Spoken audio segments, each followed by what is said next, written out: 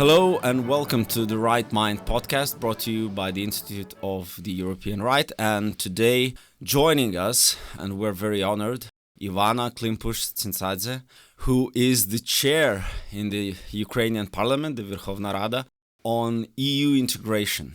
Good morning. And it's very nice to have you here in Vilnius. And of course, we are talking amidst a very tense and difficult geopolitical situation, and what seemed by the autumn of 2022 that not only the progress on the military front, but also sort of change of hearts and political minds in Western capitals was very much in favor of Ukraine. Now we're a bit probably more on the fence. My assessment would be that the West has failed to deliver the military and other needed resources for the Ukrainian war effort, and that's why we're in the situation we're in. But that's my assessment. I think you would very much agree with it. But I think the question now is, how do we get Ukraine into the European Union and NATO? And would you agree with the sentiment that I have, that only with a fair victory of Ukraine and returning to the 1991 borders, the internationally agreed borders, would be the easiest long-term solution to get Ukraine as part of the European Union and part of NATO, of course? I wish it was the easiest, as you have put it, but let me first thank you for this invitation and for this possibility. Maybe react a little bit to what you have said with regard to the failure of the West to deliver weapons. I think that we have seen incredibly serious tectonic changes in the Western approach since the start of the full-scale invasion. And I want to use this opportunity to once again remind the war is not going on for 2 years. The war is going on for more than 10 years already. And unfortunately, all the previous 8 years, predominantly, not here in Lithuania, but predominantly in the West, the tendency was not to notice, so to say, this real war that was ongoing and to underestimate the threat. And we were called alarmists, when we were trying to explain this to the West, as you were as well. And right now we see a lot of acknowledgement that, we should have listened. Well, I wish that our colleagues in the Western countries would listen to us also now, and not then in a couple of years later say that, we should have been more attentive. A lot has been done. I think the West has not expected from itself that it could unite in such a way and could, back up the brave Ukrainian nation's efforts. But at the same time, I think there is a little bit of a tendency kind of to be so self-satisfied and so to rest on laurels and say, wow, we have united, we have delivered, we have been doing great job. It has been a great job, but not enough. And yes, unfortunately, with the hesitation of some of the political decisions, with the protraction of the deliveries, the promises that have not been fulfilled in terms of amount of the shells, weaponry, air defense capabilities, and decisions on, tank coalition, on fighting jet coalitions that are being taken like with such a late understanding, all of this obviously has led to partially, as the reasons, has led to where we are at this particular moment, but also another underestimation of the Russian Federation, that it has pulled itself together, that it has put all the possible resources and all the possible countries from the axis of evil together and has everything that it needs at hand to attack and to try to destroy the country, not only across the front line, but basically across the whole territory of the state of Ukraine. And so for us, it's incredibly, incredibly important that the West actually gets a grip on its actions and mobilizes itself in terms of deliveries and urgent deliveries that were needed already for yesterday. With regard to our EU and NATO integration, well, first, again, I think the European Union has not expected from itself that it would 2.5 years ago, we were discussing whether Ukraine could get a candidate status or in the nearest future, or if the EU is ready for another political decision on enlargement and opening the negotiations with such countries as Ukraine or Moldova, or giving a candidate status to Sakartvelo, we would not see it coming. And at this moment, we do have these political decisions, but I think that this is as much advancement as we could have gotten at this point. And at this moment, there will be more and more obstacles how this process will go, especially the process of the European integration of Ukraine. And as we know as well, there is no political will and consensus on moving forward, even though with all the promises, with the invitation of Ukraine to NATO. However, from my perspective, both of these actions, EU and NATO membership of Ukraine, would be beneficial for not only Ukraine, but would be beneficial for European Union and for NATO, for the mid and long-term security purposes as such. And obviously, we are hoping that that will happen only with recognition and with the possibility to regain our 1991 territories of Ukraine, because otherwise that would be agreement of the West that borders can be changed with force, that international law does not matter, that the nuclear power can act differently in comparison to others with regard to its neighbors. And that would be a very, very wrong signal to all the autocracies that are watching very attentively what will happen as a result of this war of Russian Federation against not only Ukraine, but against the free world. Well, correct me if I'm wrong, but I think very much geopolitics right now is also about values, and the values that we aim to defend and that we aim to preserve in the West and, of course, the whole democratic world. Because when I think about where this war, Russia's war against Ukraine that started in 2014, where the beginnings were, I would probably choose two dates. It's 2008, when both Ukraine and Sakartvelo were denied any kind of hope on the horizon of joining NATO. That was one signal. But another point is, and Russian propaganda is always lying about this, and it must be stressed, when young people in the streets of Kyiv in late 2013 gathered to protest at what was then called the Euromaidan for Ukrainian Euro integration, moving to the West, which was not the European Union is not a military alliance. Everyone knows that. But it was met with extreme hostility from Russia. And this is about where you stand in terms of democracy, human rights, civil liberties, and so on.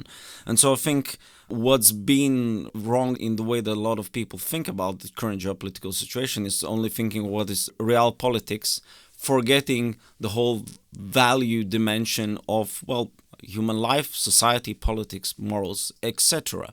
But moving forward, I think it's also another issue, and yesterday we were in a discussion in the Eastern European Research Center here in Vilnius, and one thing what was talked about, the obstacles for Ukraine and Moldova and other countries joining the European Union, is that, well, there is the agricultural policy of the European Union, and I think that the world very slowly over the last 10 years has shifted from, well, being more globalist and open to more, we talk about American isolationism and protectionism, but I would also see that in Europe. Since when open borders and trade hurts economies?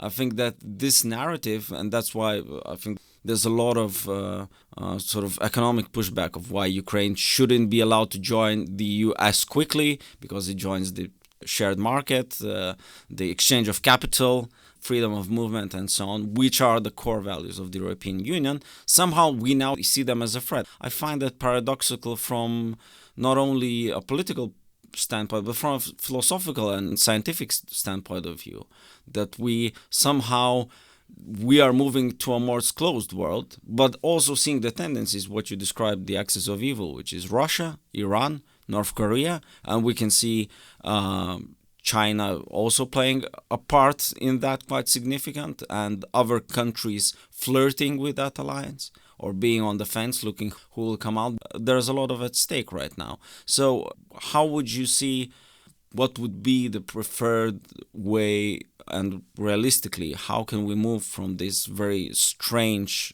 political situation we're in, both from the standpoint of geopolitics, but also from the standpoint of our ideas and values? You know, back in starting from 2014, we were trying to explain to many nations within the EU that Ukrainians have stood up for something that has been declared for many generations by the EU member states, or by the, older European states, so to say, quote and unquote. But we stood up for something that many people in the West have taken for granted and did not think that it needs protection, and that it might need a physical protection of something you believe in.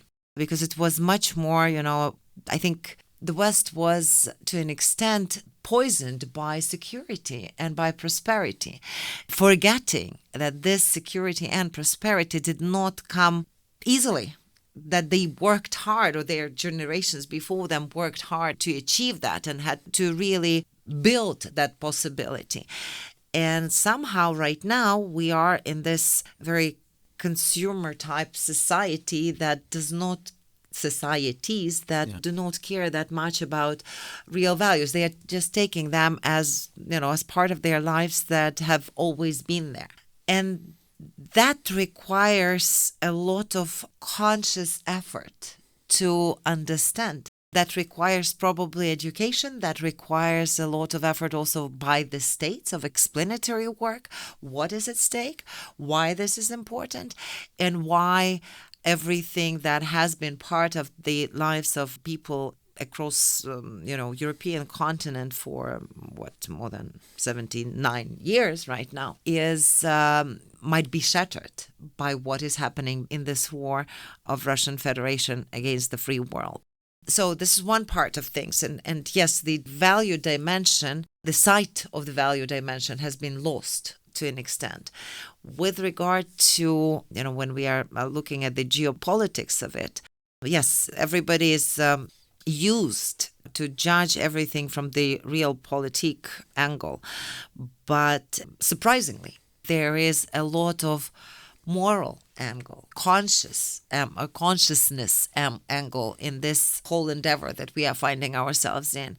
And whether it will take over, that to an extent depends on efforts of many, many people in different countries, and whether they will take a lead on explaining this and take a lead of changing the society's approach to what is at stake and why this is at stake. You were asking with regard to, open the protectionism and isolationism in the European Union. This is surprising. I think it's also part of this value-based dimension, because yes, the European Union was about, when it was formed, was about the free market, about free flow of people, of goods, of services, of capitals, of everything. And now it seems that all these negotiations that are upcoming, and hopefully they are upcoming soon, and hopefully the negotiation framework for Ukraine and for Moldova will be approved in already June, they seem to be negotiations that will be about like the EU against Ukraine or Ukraine against the EU. It shouldn't be that. It should be the negotiations with the mindset that having such countries as Ukraine and other states that are aspiring to become EU members inside would actually lead to the possibility for the EU to become the most powerful economic actor in the world, at least by GDP, for example. And that will also add some geopolitical weight to the decisions and to the power projection, soft power projection that EU can use in the world and change the world balance, so to say. But somehow this is not part of the thinking. And this is not part of the thinking because, again, we are going back to square one. The societies are very much consumer-based. The societies are spoiled with the dotations, with the policies that have been there for some time, and are not ready to adjust the policies to the new reality and to the new challenges that they are facing. Because if we don't adjust our policies and maybe our spending, tendencies, we are already adjusting very seriously everybody across Europe, the pricing for like electricity or the other commodities. And we hopefully are understanding why this is happening, that in order to be protected with the safer deliveries, you have to pay more if you don't want to, because the free cheese is only in the trap, and we've learned it the hard way. And unfortunately, some of the European states still believe that this free cheese is for them and that will save them somehow. So all of this has to be changed for the benefit of every single citizen of the EU. Are there a lot of leaders who are trying to explain this to people? I don't think so. I don't think that there are many leaders across Europe who are ready to invest their maybe political capital in really changing the mindset. It takes courage. It takes vision. It takes, strength to do that. We should encourage those who are leaning towards such thinking to speak up and to take the lead. Well, of course, there's the problem of certain politicians who are going to be an obstacle, and we can look at countries like Hungary and Slovakia, unfortunately, as the troublemakers in the European Union in terms of getting agreement what's best for Europe as a whole. And I think it's another tendency that is quite worrisome. There's a lot more thinking about particular interests, somehow thinking that national interests can be at the cost of the common European interest, and that somehow overall in the long term you will win something out of it. So that's the issues inside of Europe. But I also wanted to hear your perspective on what also needs to be done in Ukraine and what needs to change there in order to make not only negotiations but later on transition and joining the common market and I also hope joining NATO as quickly as possible. What are also the challenges there? Of course, there's a full-scale war going on, and it's very difficult and maybe at a pivotal point from a certain perspective right now, what's going on the front lines. But beside the war, what are the challenges that you see inside of Ukrainian politics and Ukrainian society and the way the government apparatus functions and so on? Well, first, let me little bit disagree with you that I would not put Hungary and Slovakia in one basket. They are still so far, having their own differences, and that's important, and we should try to work with those who are maybe, hopefully, still... Well, you're an elected politician. I don't have to be this correct as you are. No, I mean that, for example, in Slovakia, with all the caution that was expected of the government of Slovakia after election of new government in Slovakia. Well, I think that they are still trying to not to be, just fully aligned with the statements of Hungary, which is good. So we should work with this. With regards to Hungary, that's painful. That the country that has easily forgotten the experience of 1956 when Russian tanks were right there in Budapest, and they kind of forgot how easily Hungary was suppressed by the Soviet power. And that's basically, if Ukraine fails, if Ukraine falls, that's exactly what should be expected in Hungary, even though Hungary is the EU and NATO member state. But you cannot be inside the alliances and try to blow the alliances from within. Both alliances, the NATO and the Union, have to think of a strong decisions inside how to not allow such a deviation of value-based politics and policies. That's one thing. With regard to Ukraine, obviously we have received all this positive advancements and possibilities with the candidate status, with the decision of opening the negotiations with the EU. And it's for two reasons. It's not just because of the bravery of the Ukrainian armed forces and Ukrainian people that stood up against the aggressor state, against Russian Federation, but it is also because we've been doing a lot of homework since 2014. We did have this association agreement. We did work on the visa-free. So that already included a lot of serious reform effort, which not necessarily was always popular. And by your own Lithuanian experience, those governments that have been delivering on reform usually are not very much enjoyed on the next elections. But then maybe years later, people would understand why this all happened and what it led to. So hopefully, that was a part of the job that was done, which allowed us to fill out the questionnaires, with a substance. We had something to present and so it's also for Ukraine, irrespectively of the war, it was pretty much merit-based process of assessment. Since the political will was there to assess, to consider, to deliver this next step.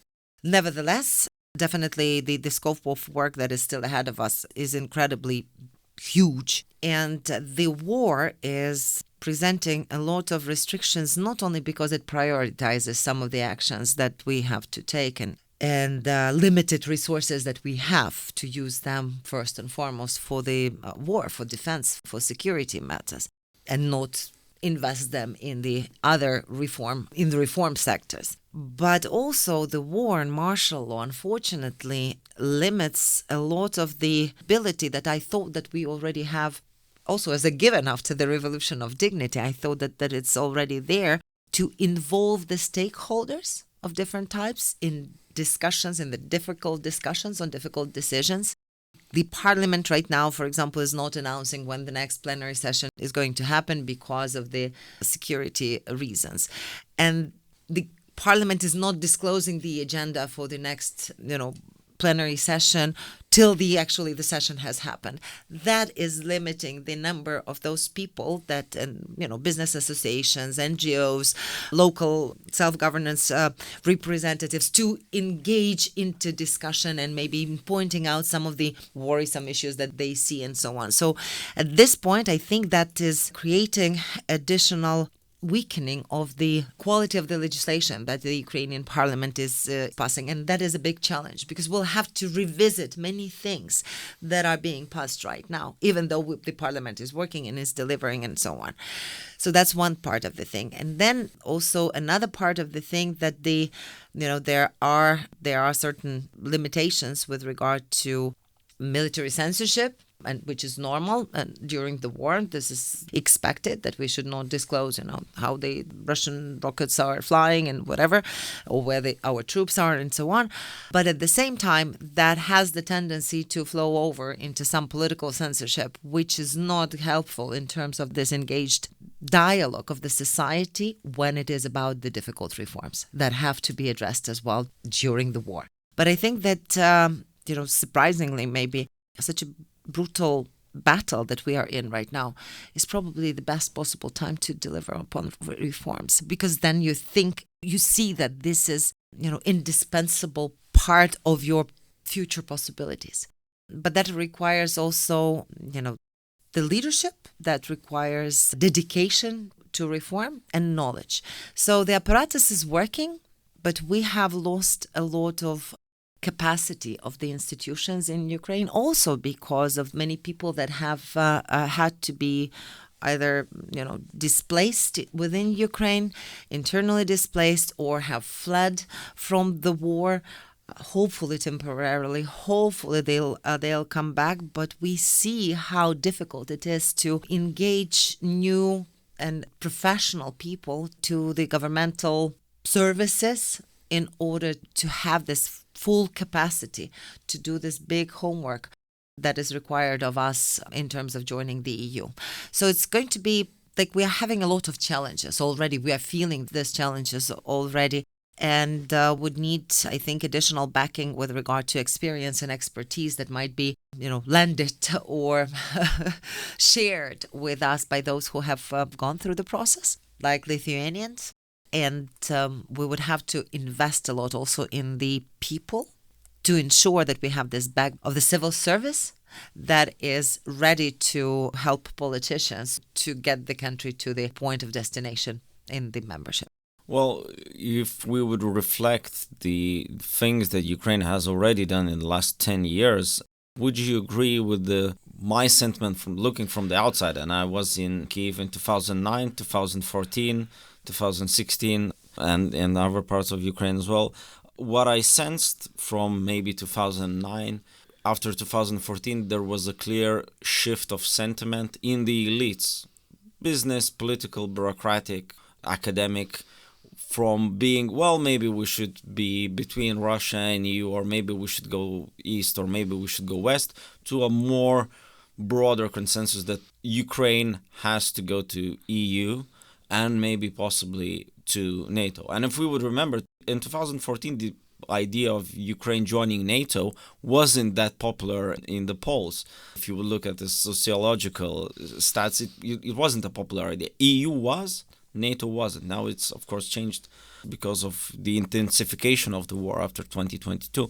But would you agree that there is a change in sentiment in the Ukrainian elites as a whole? That there is a broader consensus? Because I remember, I was very young, but I remember some things when Lithuania was joining the EU, and there was a point of shift that everyone started to agree, right, we need to get our act together, we need to get into EU because it brings a lot of opportunities, it brings security, it brings new business opportunities, new political and academic and so on. So would you agree that the sentiment has changed dramatically? Definitely. Since 2014, there has been a growing tendency, but definitely with a full-scale invasion, we have maybe to an extent also emotional response of the society, that we have more than 90% of people who are supporting the EU membership and about 90% of those who are supporting NATO membership. For us, it's important to preserve that level of support. We understand that this is a challenge, like a popular support.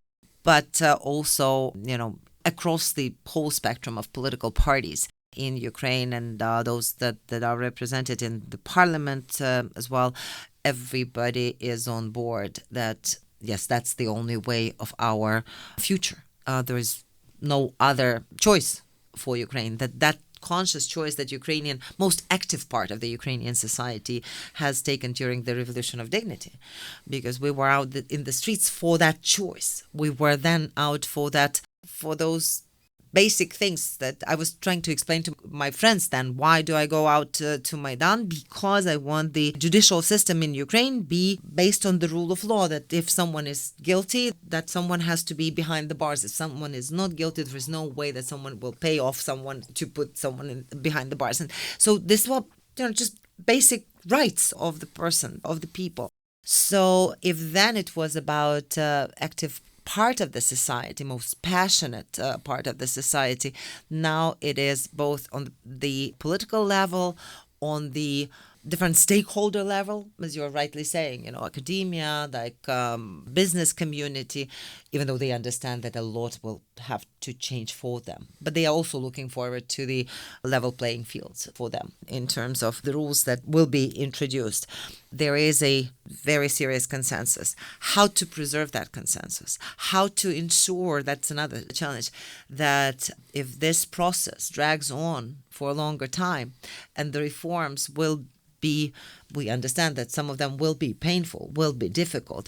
How to ensure that this high level of support is preserved, that is going to be challenging. That is going to be also dependent on whether we will have the goodwill on the European side to maybe think of this staged integration, which is discussed to an extent, because some of the sectors are moving faster than the others, and maybe both of us could, on both sides, could benefit from our common markets, like the energy market. We are right now very much dependent on this imports from the EU, when we have the serious damage done by Russians to our energy system.